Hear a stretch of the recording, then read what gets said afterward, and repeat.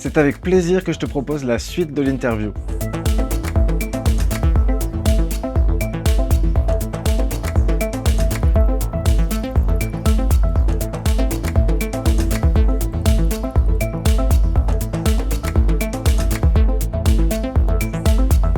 J'ai beaucoup de commentaires de personnes qui me disent: «Comment on en guérit? Moi, ça me pourrit la vie.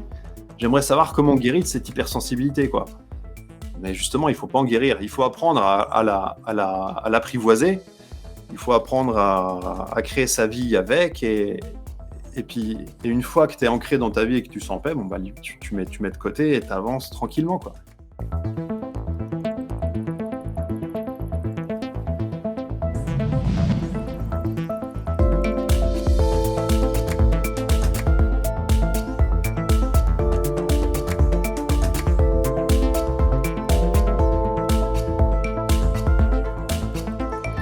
Tu viens d'évoquer le passage de l'étape 1, ce que j'ai baptisé l'étape 1, et l'arrivée en étape 2 avec l'arrivée de je suis hypersensible, je le savais pas, et maintenant que je Ouais. le sais, il y a quelque chose qui se passe d'assez électrique, j'ai l'impression, une bascule intérieure, quelque chose qui ouvre des possibles, qui ouvre des questions, des réponses, une appartenance, une explication, des documentations nombreuses sur le sujet, etc., etc.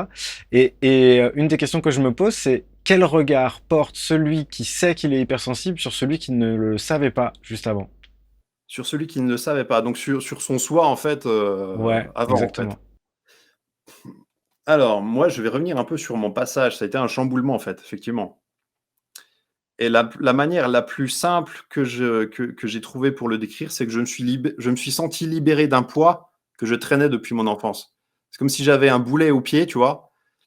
Et qu'arrivé à 38 ans, mais j'ai plus de boulet, quoi, et je peux avancer sereinement, je peux avancer, tranquillement sur ma voie. J'ai pas de je me sens libre.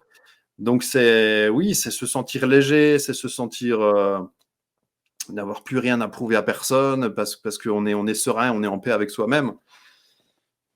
Et comme je te dis, il y a aussi cette vision d'être dans une ornière et tu sors et c'est là que tu vois la forêt le monde qui s'étend autour de toi et tu te dis: «Mais il y a tellement de choses à faire, quoi». Il y a encore, moi j'étais là-dedans, mais voilà, je peux aller là, je peux aller c'est tellement fou, quoi. Et donc il y a ce truc de s'élever, en fait. Donc moi je m'imaginais là, si tu me demandes, en plus je suis illustrateur, graphiste, donc ça me parle beaucoup l'image. De me décrire tel que je me voyais avant, je me voyais sous une chape de plomb, en fait, en train de naviguer sous un plafond et que je pouvais pas percer ce plafond et que j'étais, voilà, je déambulais dans ma vie avec toujours ce truc et qui me dit: «Non, reste à ta place, reste tranquille, cherche pas de toute façon les autres vont te rabaisser, cherche pas à faire». Et là je suis au-dessus, là je pète ce plafond, quoi.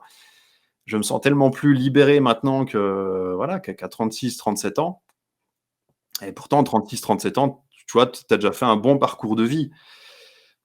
Mais c'est là que tu te rends compte que la vie est folle parce que tu peux tout réapprendre. Tu peux tout repartir. Si tu veux repartir à zéro, tu repars à zéro. Et il y a pas enfin, tu repars à zéro avec de l'expérience, donc avec, avec tout ton vécu et tout ton bagage et tout. Mais, mais la vie est imprévisible et la vie est dingue, quoi. Elle te met des grosses baffes dans la gueule et elle te propose une opportunité à un autre moment donné et tu te rends compte que i ouais, du coup, j'ai arrêté de faire des plans sur 10-20 ans maintenant parce que je me suis rendu compte que ça sert à rien qu'après tout la vie me balancera là où elle veut me balancer, mais je vais faire en sorte de me sentir bien toujours, d'avancer en paix avec moi-même et d'avancer toujours, hem, dans un environnement qui me plaît, quoi. Donc j'ai vraiment pris conscience de mes besoins et de l'importance de se préserver soi-même et d'avancer avec sérénité. Donc voilà, c'est un peu pour répondre à ta OK. question, je me voyais Ouais. sous cette chape de plomb là, pas pouvoir avancer, pas pouvoir m'élever en fait. Bah, si je prolonge ma question en disant: qu'est-ce que tu ressens pour celui qui est sous cette chape de plomb, en fait? Est-ce que tu ressens de la tristesse? Est-ce que tu es touché par cette personne que tu étais? Est-ce que tu ressens de la tendresse à son égard? Est-ce que tu as envie de le juger? Est-ce que tu ressens de la colère? Alors non, alors déjà d'un point de vue, je peux pas juger les gens. J'ai beaucoup de mal à juger, j'ai pas beaucoup de J'ai pas beaucoup d'ego, j'ai pas beaucoup de.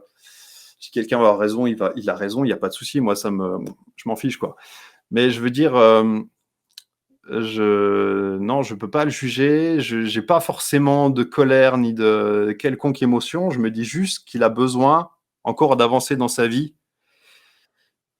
pour se rendre compte de certaines choses. Et c'est là où j'en viens aussi à l'idée d'aider les autres, de vouloir soigner les autres. C'est quelque chose qu'il faut absolument faire attention parce qu'il y a des gens qui n'ont pas besoin d'être soignés. Il y a des gens qui font un peu les caliméros pour avoir de l'intérêt, en fait, pour que tu leur donnes de l'intérêt, pour que tu dises, ah mon pauvre, on va essayer de machin. Mais en fin de compte, c'est pas des gens qui sont prêts à grandir et qui sont prêts à sortir de ce rôle-là, en fait. On peut planter des graines, on peut aider, on peut donner des pistes, mais faut pas trop s'impliquer dans la vie des autres. Je crois que c'est à eux de faire leur propre parcours et de s'élever eux tout seuls. Mais là encore, il y en a qui ont envie. Il y en a qui ont cet état d'esprit de vouloir avoir envie de grandir et de s'élever. Et il y en a qui veulent rester comme ça et ça leur va très bien, quoi. Et je respecte tout à fait, tu vois. Je juge personne. Ceux qui veulent rester, s'ils ont une vie qui leur plaît, mais il n'y a aucun souci. Mais ceux qui veulent grandir, je crois que c'est important, oui, de leur donner une piste. Mais voilà, faut pas s'impliquer trop énergétiquement avec eux. Et parce qu'il y a des personnes véritablement qui te vident d'énergie. Donc, faut faire attention à ça, pas trop. Ben là, ce que Pas tu trop. proposes, c'est parfait selon ce que tu nous exposes, puisque tu rends visible quelque chose qui devient accessible, mais c'est aux personnes de se le procurer ou pas, de creuser ou pas, de passer Oui, par ta façon de l'illustrer ou d'autres façons plus théoriques, plus littéraires peut-être. Donc il y oui. a différentes. Tu offres une porte d'entrée sur ce sujet-là pour ceux qui le désirent, en essayant de le rendre le plus visible possible, en gros. Voilà, tout à fait. Et à la base, c'était pas destiné à être un livret. Mon premier livret sur l'hypersensibilité, qui s'appelle Hypersensible, une prise de conscience, donc ces 10 planches que j'ai réalisées en pleine déprime. Et à la base, c'était juste des planches que je voulais partager librement sur ma page. Et mais il y a eu tellement de retours, je dirais en l'espace d'une nuit, enfin, ça fait un buzz énorme. Et une semaine après, j'ai commencé à recevoir des mails de psychologues qui me disaient, est-ce que vous avez un support physique de ces illustrations? Parce que je le montre sur mon écran aux patients, mais ça m'aiderait bien pour mon cabinet, quoi. Et là, je me suis dit, mais c'est fou, quoi. Là où moi, je m'attendais à recevoir justement des mails de psychologues qui me disaient, mais vous faites n'importe quoi, vous parlez d'un sujet que vous connaissez pas, je me sentais pas du tout à l'aise, tu vois, d'en parler. Et c'est là où tu te dis, mais c'est quand t'as plus rien à perdre que tu essayes tout, en fait. Et là, dans ma tête, j'avais tout perdu. Je me dis, j'ai plus rien à perdre. J'envoie cette bouteille à la mer. Si ça aide 100 personnes, eh ben, je serai déjà content de ma vie, tu vois. Et là, c'est des milliers de personnes qui se retrouvent dans mes commentaires, enfin, dans mes images. Et c'est tellement gratifiant, quoi, d'avoir des retours de personnes et de professionnels aussi qui disent que mon livret les aide, et que ça soutient leurs patients. Mais oui, c'est assez fou, quoi. Là, on est en train d'évoquer avec toi ton étape 2 pour moi. Avec mes mots à moi, ça donne l'étape 2, Ouais, c'est-à-dire la prise de conscience de l'étiquette tout qui à fait. correspond à ce qu'on ressentait depuis tellement de temps sans savoir ce que c'était. Et j'y vois deux possibilités, comment dire, deux dangers, entre guillemets, parce que bah, de toute façon, euh, j'y vois deux dangers. En fait, c'est est-ce que ce serait pas de sacrifier celui qu'on était juste avant et qui n'avait pas compris pour se réhabiliter dans la nouvelle version qui sait? Et deuxième question, est-ce que le deuxième danger, ce serait pas aussi de s'enfermer dans la communauté à laquelle on appartient désormais et de jamais en sortir en fait et de faire deux clans, la communauté et le reste du monde et de faire une sorte de conflit à l'intérieur de ça. Qu'est-ce qu'il en est pour toi et quel est ton point de vue sur cette question-là? Je crois qu'avant tout, l'hypersensibilité, c'est pas. On peut le prendre comme une étiquette. Il y en a qui jouent là-dessus. J'ai beaucoup de personnes qui commandent, qui disent se retrouver, mais qui le sont pas, en fait. Je sens en consultant les profils, en regardant, c'est un terme un peu à la mode et elles se l'approprient pour se donner un peu un sens. Mais en fin de compte, je crois que c'est important d'avoir conscience de cette hypersensibilité, mais faut pas non plus rester dans cette boîte hypersensible et ne plus jamais en sortir, en fait. Et c'est important de.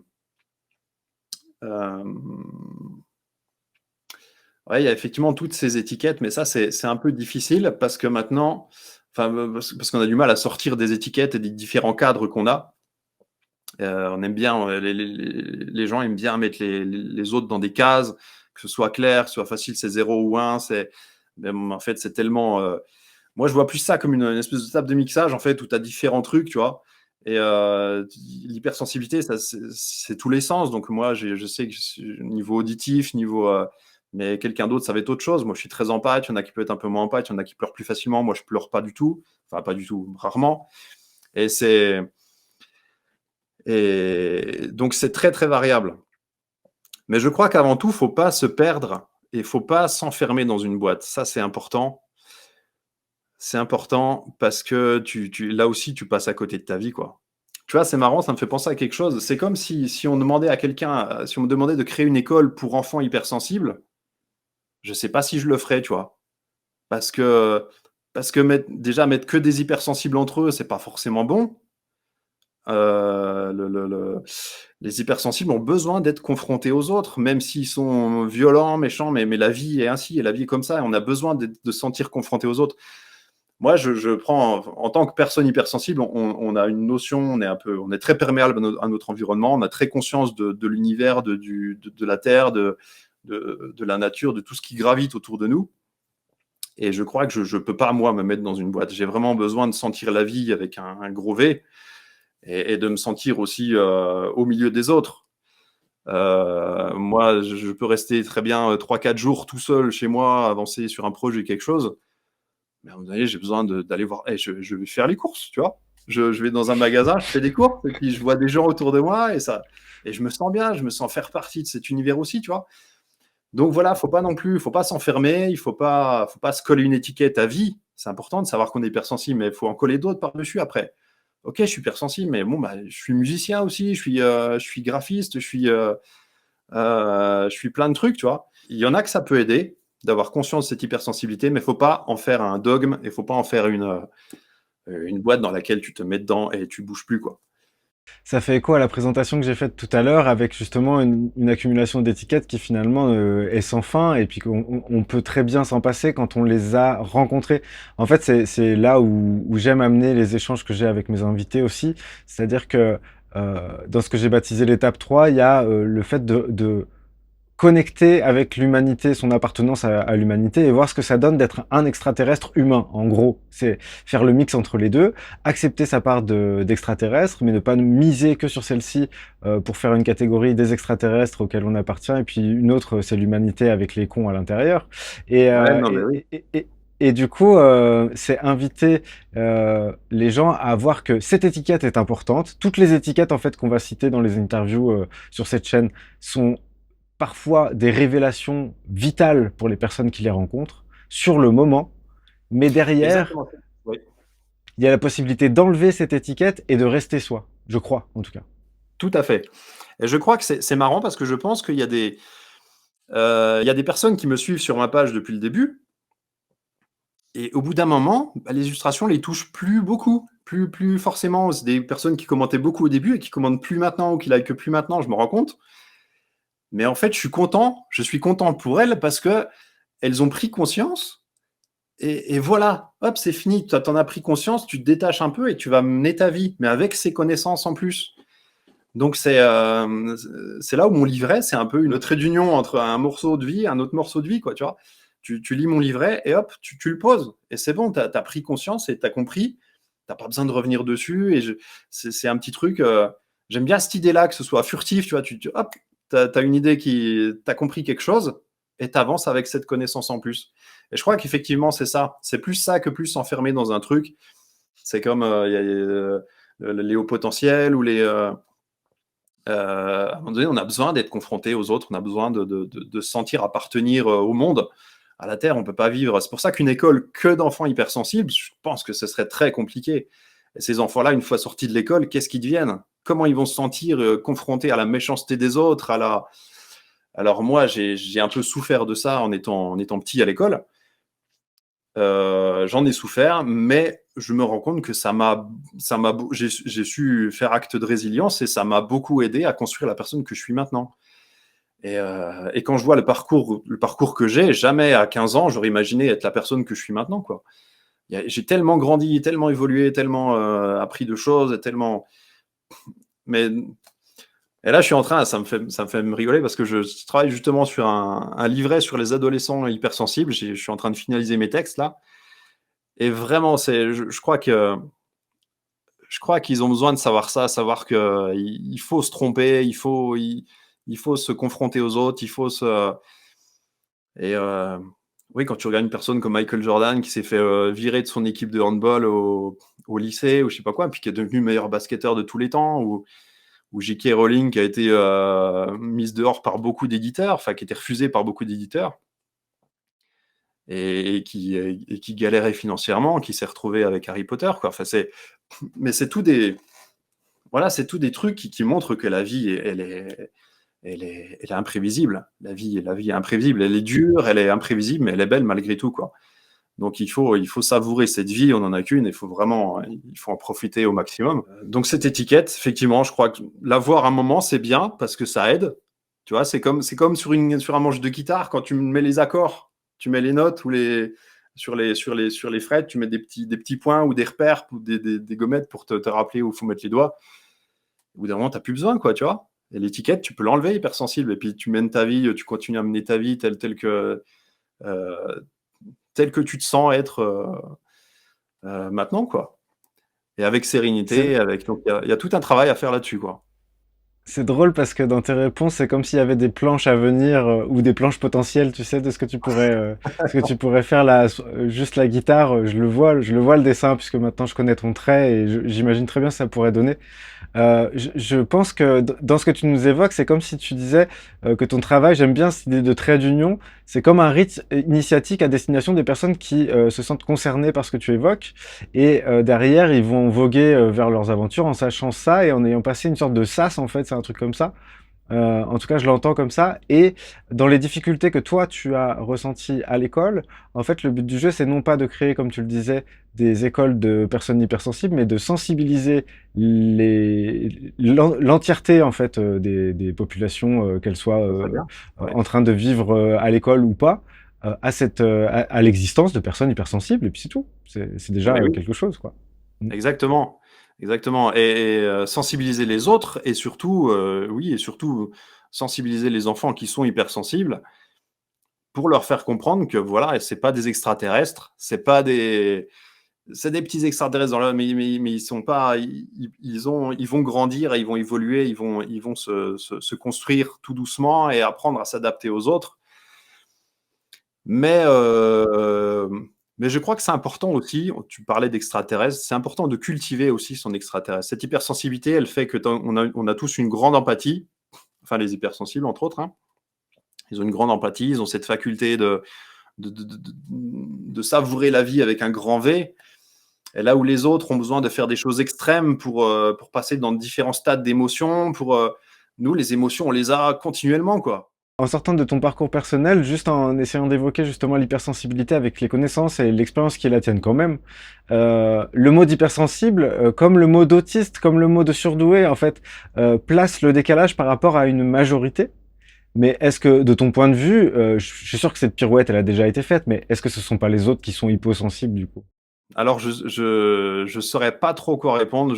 J'aime pas juger les autres. Moi, je sais que tout me touche très vite, tout m'atteint très vite, comme beaucoup de personnes hypersensibles. Et je crois qu'on a besoin aussi de personnes qui sont pas sensibles pour avancer dans ce monde et pour faire quelque chose. En fait, si je peux préciser un petit peu ma pensée, il s'agissait pas Ouais. pour moi de porter un jugement sur le fonctionnement des personnes, typiques, on pourrait dire ça comme ça. Il s'agissait simplement de dire que, le décalage, quand on apprend qu'on est hypersensible, on apprend également qu'on est minoritaire, en fait, c'est ça le truc. C'est-à-dire qu'on est hypersensible parce que la majorité des gens ne l'est pas. Et donc, c'est parce qu'on a senti l'hyposensibilité des autres comme quelque chose à rejoindre finalement, Donc c'est pas porter de jugement, je suis d'accord avec toi, il en faut des personnes plus ou moins sensibles, parce que sinon on serait tous pareils, et puis ce serait vraiment très flippant, Ouais, cette histoire. ça dépend. Mais dire que le mot qui éclaire, en fait, qui éclaire les gens qui vivent ces difficultés, ou ce rapport au monde en tout cas, et ben va expliquer aussi le fait qu'ils sont minoritaires, parce que l'hypersensibilité, c'est donc une différence par rapport à une majorité. Une personne hypersensible elle est différente. C'est vrai que la majorité des gens qu'on a autour de nous, c'est des personnes qui ne sont, enfin, qui sont pas hypersensibles. Après, c'est pas des personnes dépourvues d'empathie, c'est pas des personnes qui ressentent pas des émotions, voilà, c'est juste elles ont pas ces capacités, qu'on a d'être touchées par tout ce qui gravite autour de nous, quoi. Mais je crois il faut avoir conscience de cette place qu'on a et je crois quand tu respectes un peu tes besoins, que tu apprends à te détacher un peu justement de ces gens-là, parce que c'est pas des gens à côtoyer tout le temps, quoi. Moi, je sais que le plus gros de mes amis, de mon entourage, c'est des personnes hypersensibles maintenant. Ok, Et je me sens vraiment bien. Et parmi ces ouais. gens, il y en a qui savent s'exposer au public, il y en a qui savent, il y en a qui sont plus créatifs dans d'autres domaines. Je veux dire, rien que dans l'hypersensibilité, il y a tellement de variations déjà, de choses. Il y a tellement de personnes différentes et riches à découvrir. Et j'ai illustré ça à deux personnes hypersensibles entre elles. La conversation peut aller dans tous les sens, quoi. Ça peut s'éterniser, ça peut partir dans plein de directions, ça peut prendre plein de couleurs différentes. Donc, alors qu'avec une personne typique, c'est bon, bah, ça va s'arrêter au temps qu'il fait, ou ça va s'arrêter, tu vois, ça va pas être très profond comme relation. Ouais. Donc il faut essayer, quoi. Il faut essayer, et voilà, si on se rapproche de personnes et qu'on sent qu'elles nous pompent de l'énergie, bon, bah, on essaie d'autres, et si d'autres, on sent qu'on est enrichi justement et qu'on se sent vibrer davantage, et ben, il faut aller vers ces personnes-là. Mais là encore, c'est sortir un peu de sa zone de confort, c'est essayer de côtoyer les autres, c'est essayer de se mettre et d'avancer avec les autres, quoi. Je crois que c'est tout un travail, la vie, c'est tout un cheminement où on côtoie des gens, et c'est nécessaire pour grandir aussi, pour évoluer. Alors moi, j'ai pas Mhm. beaucoup d'amis, j'ai pas beaucoup de personnes autour de moi, tu vois, je vois vraiment pas beaucoup de monde, mais je me sens bien comme ça. Et quand j'ai besoin de voir des gens, eh ben je sors, ou je fais autre chose, mais c'est Avec, important d'avoir conscience de ces besoins-là. avec un invité que j'ai reçu récemment, on parlait d'énéagramme, et dans les sous-types de l'énéagramme, il y a trois familles possibles. En gros, donc c'est aussi des cases, mais c'est intéressant, c'est une grille de lecture qui est vraiment très intéressante. Et dans les sous-types, il y a le type qui va gérer son environnement, c'est ça qui va lui apporter les yeux qui brillent, c'est-à-dire c'est de vraiment qu'il y ait des beaux objets, de bien manger, de bien accueillir les gens, d'être Ah dans un oui. joli espace, etc. La deuxième famille, c'est ceux qui sont bien au niveau social et qui ont besoin d'être entourés de beaucoup de gens ouais, je sais pas, ça grouille de partout, ils sont contents et tout. Et le dernier type, dont toi et moi, a priori, faisons partie, c'est celui du tête-à-tête. C'est là où les yeux ont le plus de chances de briller, c'est dans le tête-à-tête. Je sais pas Ah si tu ouais, me rejoins complètement. là-dessus, mais Ah, c'est voilà. marrant. C'est marrant parce que effectivement, dans les personnes qui soignent leur environnement et tout ça, oui, j'en connais, et ça me parle plutôt bien. Mais effectivement, oui, il y en a qui mais là encore, dans ce besoin de soigner son environnement, ouais, tu vois, j'ai mis des plantes, des choses, parce que j'ai besoin aussi de me sentir bien dans l'environnement où je suis. Les personnes hypersensibles, c'est une manière de sécuriser aussi pour elles, d'avoir un environnement qu'elles contrôlent. Elles aiment bien garder le contrôle sur ce qu'il y a autour d'elles. Elles aiment bien sentir qu'elles sont en sécurité, et que le fait de soigner son environnement, c'est quelque chose d'important aussi pour les personnes hypersensibles. Parce que moi, je travaille depuis chez moi. Les personnes qui travaillent à leur domicile, en général, elles ont un appartement, ou un petit cocon, ou une petite bulle soignée dans laquelle elles travaillent, et ça les aide beaucoup à, à se sentir à l'aise, à avancer dans leur projet, quoi. Donc, oui, effectivement. Et je connais aussi des personnes qui peuvent se mêler aux autres, et qui ont besoin de ça, notamment aller dans des concerts, ou dans des fêtes bondées, moi, c'est pas du tout mon truc, quoi. Vraiment, et ça, je m'en suis rendu compte depuis ado, hein, depuis que on me propose de faire des fêtes à droite, à gauche, mais moi, Non, non, ça, c'est pas du tout mon, c'est pas du tout mon domaine. OK. J'avais une question pour toi, qui doit être un peu bateau, mais que je me pose, réellement parce que, pour le coup, j'ai plus creusé d'autres sujets que celui de l'hypersensibilité, donc je suis un peu néophyte aussi et que, voilà, te poser cette question-là va m'aider moi personnellement, déjà Bah, en c'est bien. premier lieu et j'imagine que si je me pose la question, d'autres personnes vont aussi se la poser. Dans un de Sûrement. tes dessins, tu affirmes que nous naissons, hypersensibles et est-ce que tu peux nous parler de cet aspect inné, en fait, dans ce que tu en connais? Alors, de ce que j'en connais, en général, si un enfant est hypersensible, c'est que ses parents, l'un de ses parents l'est également. Mmh. C'est pas forcément, ça a pas été, je crois, encore prouvé que c'est héréditaire, mais il y a quand même une forte probabilité là-dessus. Il y a plusieurs études qui ont été faites, ils se rendent compte qu'effectivement, un enfant hypersensible a en général l'un ou l'autre de ses parents hypersensibles. Donc c'est quelque chose qui se transmet un peu. Et je sais, j'en connais pas autour de moi, mais je sais également qu'après un choc émotionnel violent pendant l'enfance, on peut développer une sorte d'hypersensibilité. Mais j'avoue, j'ai pas vraiment étudié ce truc-là. Moi, je suis vraiment dans je suis vraiment dans le truc de l'hypersensibilité innée, donc depuis la naissance. Ouais. C'est comme Et ça que c'est tu le quelque sens pour toi, en tout cas? voilà, c'est quelque chose qui me parle, c'est comment moi je ressens ça effectivement. Mais oui, qu'est-ce que je pourrais te dire de plus là-dessus? Ah mais j'en demande pas plus si c'est ce que tu en dis. Enfin, en fait, si tu veux, voilà, je voulais savoir si ton éclairage, il était, heu, plutôt appuyé sur quelque chose de scientifique, ou quelque chose de ressenti personnellement et je pense que c'est, un mix entre les 2 avec, Ah oui, heu, avec un avantage pour le ressenti personnel aussi.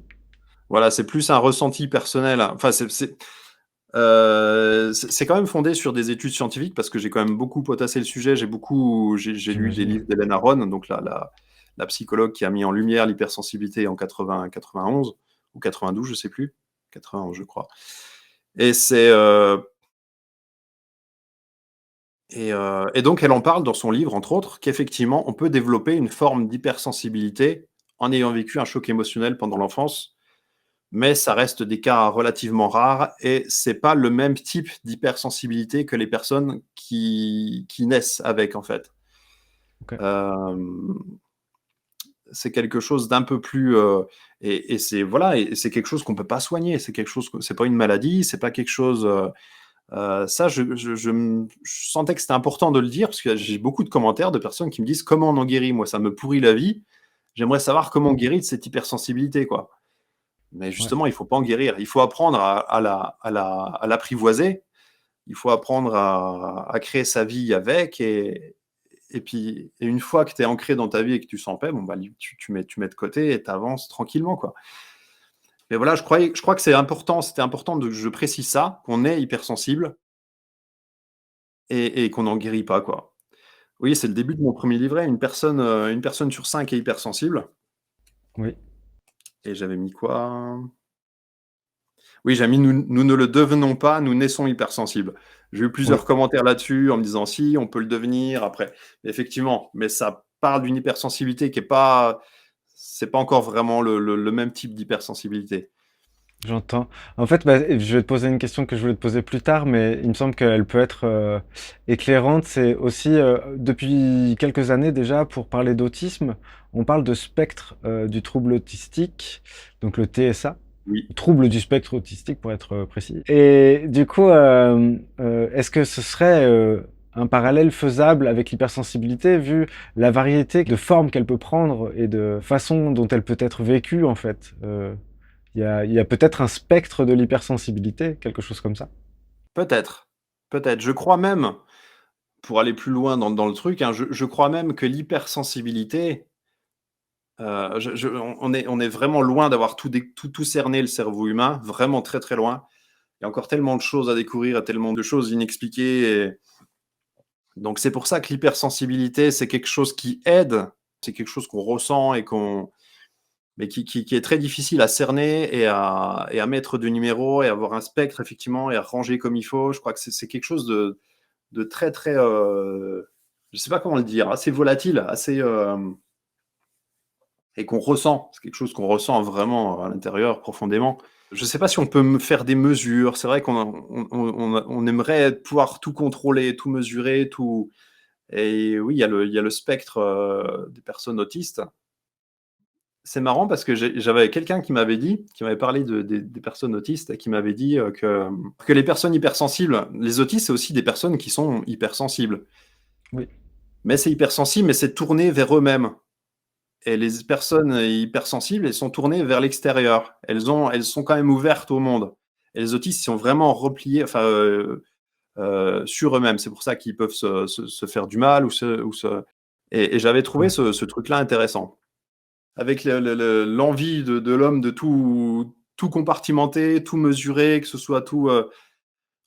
C'est très très compliqué. Je crois, comme tu vois, comme je te dis, je pense c'est une grosse table de mixage avec des potentiomètres et en fait c'est de la 3 dimensions, quoi. Ça cerne, c'est vraiment quelque chose d'assez flou, d'assez volatile. Tu peux pas faire une droite te dire moi je suis hypersensible à 5, tu vois, ou à 6 Hmm. ou à.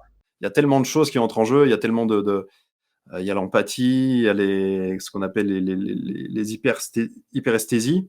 Donc, c'est les sens qui sont développés. Donc, l'hyperesthésie au toucher, l'ouïe, l'odorat. Et il y en a qui ont des sens plus développés que d'autres. Ouais. Et rien que, oui, deux personnes hypersensibles peuvent être très, très différentes. Et ça peut ne pas forcément matcher, hein, même entre deux personnes hypersensibles, parce qu'il y en a une qui va être trop dans l'émotionnel, l'autre qui n'aime pas le bruit ou qui n'aime pas la foule. C'est vraiment très, très, très, très variable.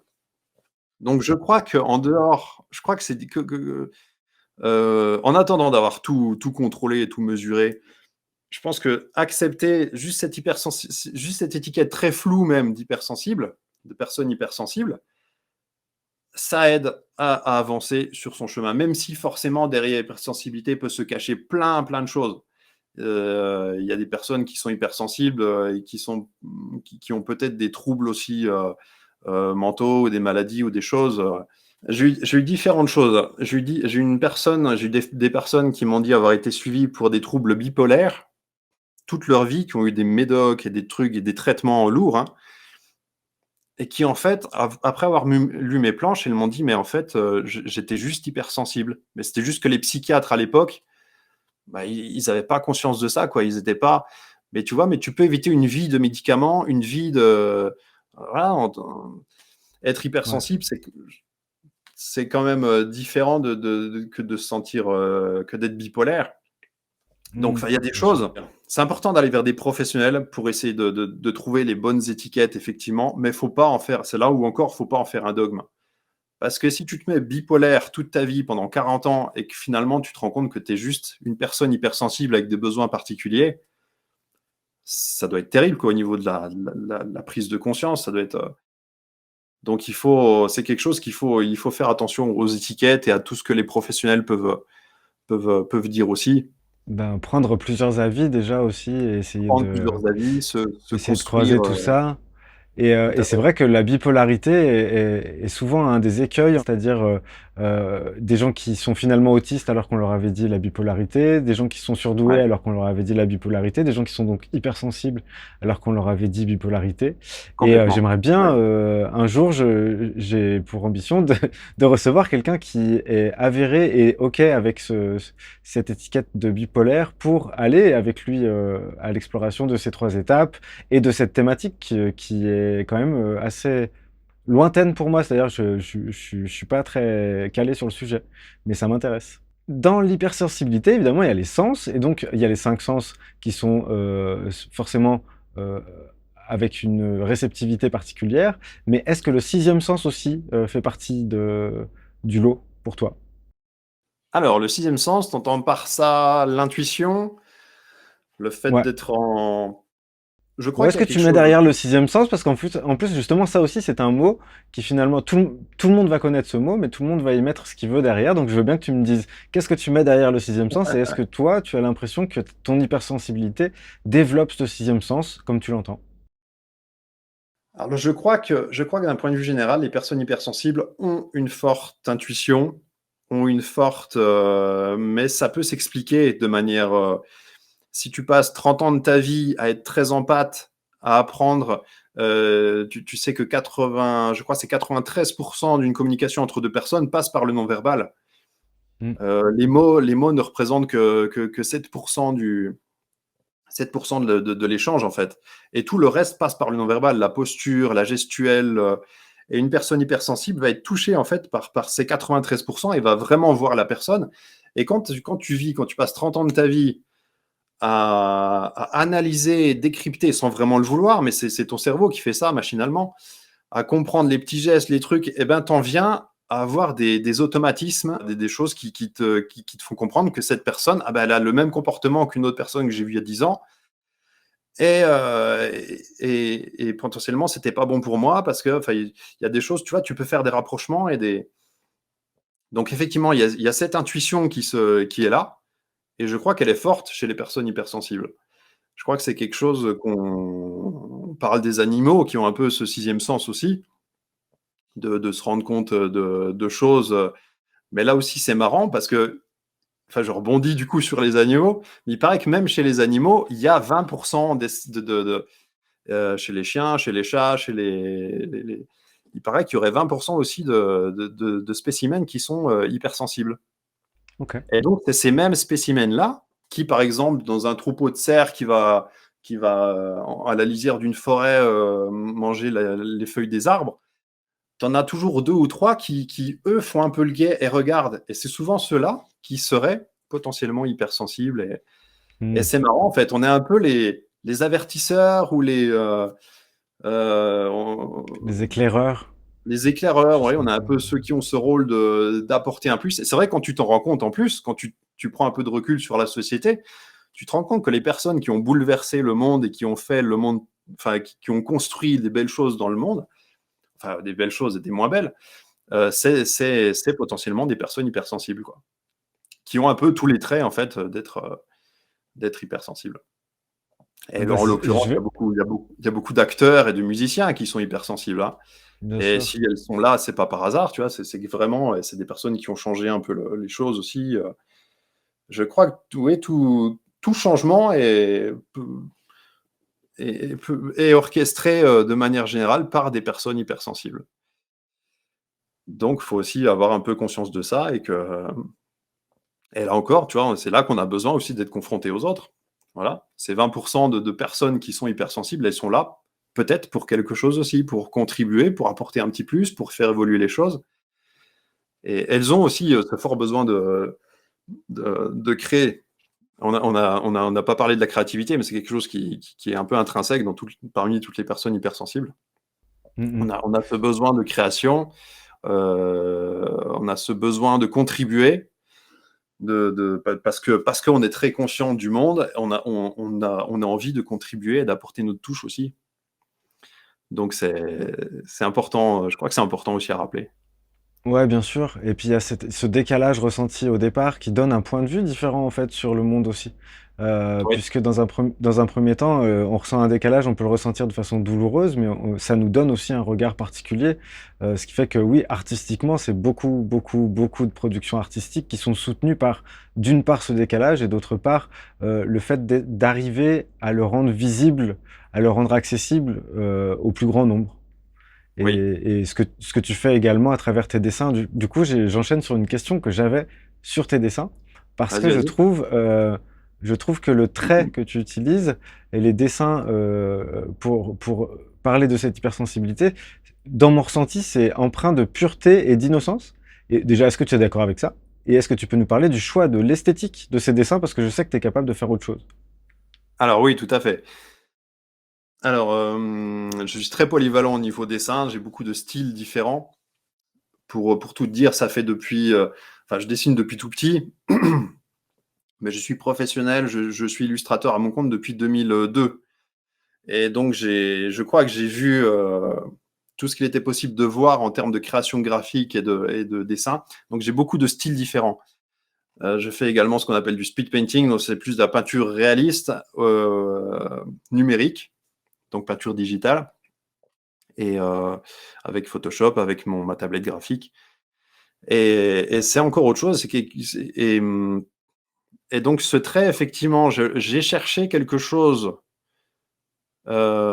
de dynamique, de simple, avec lequel je puisse faire passer des émotions et à la fois d'épuré pour pas perdre le lecteur dans les détails du dessin ou dans les. Je voulais pas quelque chose et je voulais pas non plus que ça ressemble à de la BD franco-belge, tu vois, avec un trait très très net, très machin. J'aime bien aussi l'aspect jeté, l'aspect un peu texturé. Donc c'est pour ça que j'ai un peu cherché ce style-là et j'aime beaucoup l'aspect aquarelle, justement très léger, très. C'est pour ça que j'ai pas des couleurs très très trop criardes ou trop. J'ai ma petite palette de couleurs très nature que j'aime utiliser, que j'ai toujours cette palette dans Photoshop que j'utilise pour tous mes dessins, et je décline un peu à partir de ça. Mais effectivement, c'est un souhait personnel. Mais là encore, ça vient de mes années d'expérience en graphisme et illustration, parce que j'ai beaucoup fait des illustrations sur la sécurité pour les entreprises. Et petit à petit, j'ai compris que c'est les illustrations les plus clean, les plus claires et qui sont les plus impactantes en fait. À plus tu vas détailler, à plus tu vas mettre Mmh. travailler trop les ombres ou les, et tu perds en fait le lecteur. Tu perds Bah, je peux regarder la page. j'ajouterais, quelque chose, c'est que en fait, j'ai oublié un mot et je me rends compte, pendant que tu me parles, c'est, l'aspect lumineux et c'est-à-dire que c'est important parce que c'est émane ça et Ah oui. ces dessins émanent quelque chose. Alors que dans un premier temps, l'hypersensibilité peut être vécue comme quelque chose qui nous rayonne dessus. Et donc du coup, même par le trait même que tu utilises, en fait, tu fais part de la transformation que ça a été pour toi de prendre conscience de ça, je pense. Il y a un truc comme ça. Alors oui, bah, c'est vrai que j'aime beaucoup l'aquarelle. Et l'aquarelle, contrairement à la peinture, je vais revenir un peu sur ton truc, mais contrairement à l'acrylique où pour avoir du blanc, tu es obligé d'avoir un tube de blanc pour mettre, l'aquarelle, c'est tu laisses le blanc du papier. Et c'est une manière de fonctionner très très différente. Et j'aime beaucoup ça et j'aime beaucoup travailler la luminosité de manière générale, travailler les ambiances lumineuses, travailler effectivement. Parce que ce côté rayonnant, je crois que c'est important. Je crois que ça aide le lecteur à oui, à s'immerger dans l'illustration en fait. Mmh mh. Et je crois que c'est important de comprendre que les personnes hypersensibles, oui, tu dis, elles reçoivent beaucoup, mais je crois qu'il faut qu'elles apprennent aussi à rayonner. Et j'ai beaucoup de personnes sur ma page qui sont créatives.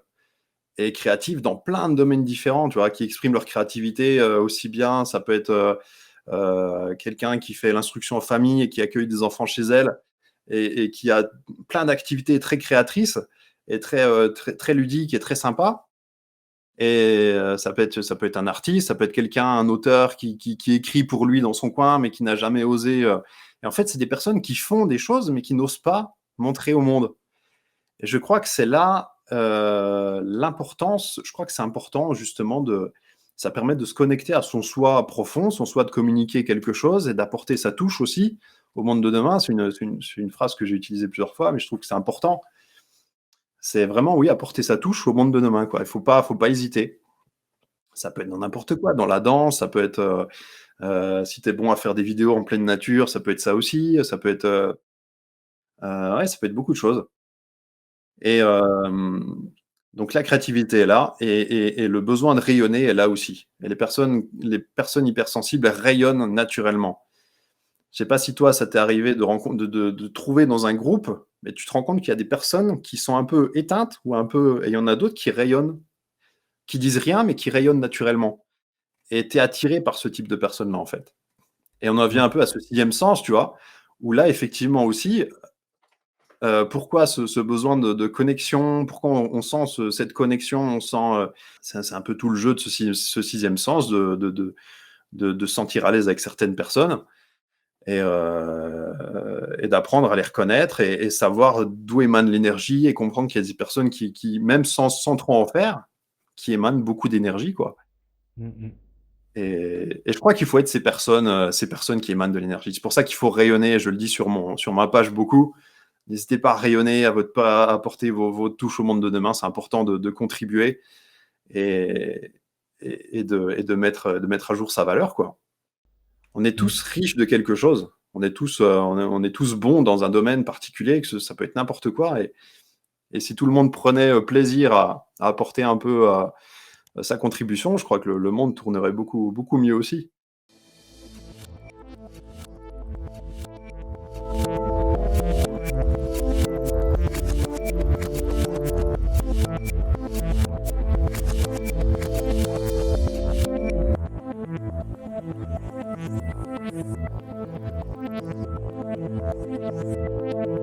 Et voilà, ce rendez-vous prend fin, du moins cette partie, et la suite, c'est là